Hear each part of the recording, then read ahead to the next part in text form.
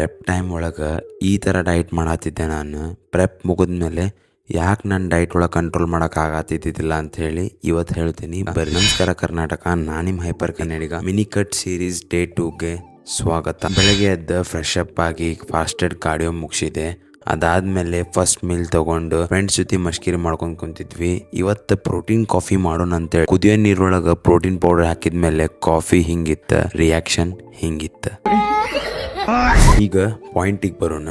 ಯಾಕೆ ನಂಗೆ ಪ್ರೆಪ್ ಆದ್ಮೇಲೆ ಡೈಟ್ ಮಾಡೋಕ್ಕಾಗತ್ತಿಲ್ಲ? ನಮ್ಮ ಬಾಡಿಗೆ ನಾವು ಭಾಳ ದಿವಸದಿಂದ ಕ್ಯಾಲರಿ ಡೆಫಿಸಿಟ್ ಒಳಗೆ ಇಟ್ಟೋದ್ರಿಂದ ಹಂಗ್ರಿ ಹಾರ್ಮೋನ್ಸ್ ಜಾಸ್ತಿ ಆಗಿರ್ತಾವ. ಅದಷ್ಟೇ ಅಲ್ದ ಬಾಡಿಗೆ ರಿಕವರಿ ಬೇಕಾಗಿರ್ತೈತಿ. ಭಾಳ ದಿವಸದಿಂದ ಹೊರಗಡೆ ಫುಡ್ನ ಅವಾಯ್ಡ್ ಮಾಡೋದ್ರಿಂದ ನಮ್ಮ ಕ್ರೇವಿಂಗ್ಸ್ ಲೆವೆಲು ಜಾಸ್ತಿ ಆಗಿರ್ತೈತಿ. ಎಂಡ್ ಆಫ್ ದ ಡೇ ನಾವು ಹ್ಯೂಮನ್ ಬೀಯಿಂಗ್ಸ್, ನಮಗೂ ತಿನ್ಬೇಕು ಉಣ್ಬೇಕು ಅನಿಸ್ತೈತಿ. ಬಟ್ ನಾವು ಅದನ್ನ ಎಷ್ಟು ಲಘು ಕಂಟ್ರೋಲ್ ಮಾಡ್ಕೊಂಡು ಫಾರ್ಮಿಗೆ ಬರ್ತೇವೆ ಅನ್ನೋದು ಭಾಳ ಇಂಪಾರ್ಟೆಂಟ್. ಇಷ್ಟೇ ಇವತ್ತಿಗೆ, ಸಿಗುವ ನಾಳೆ.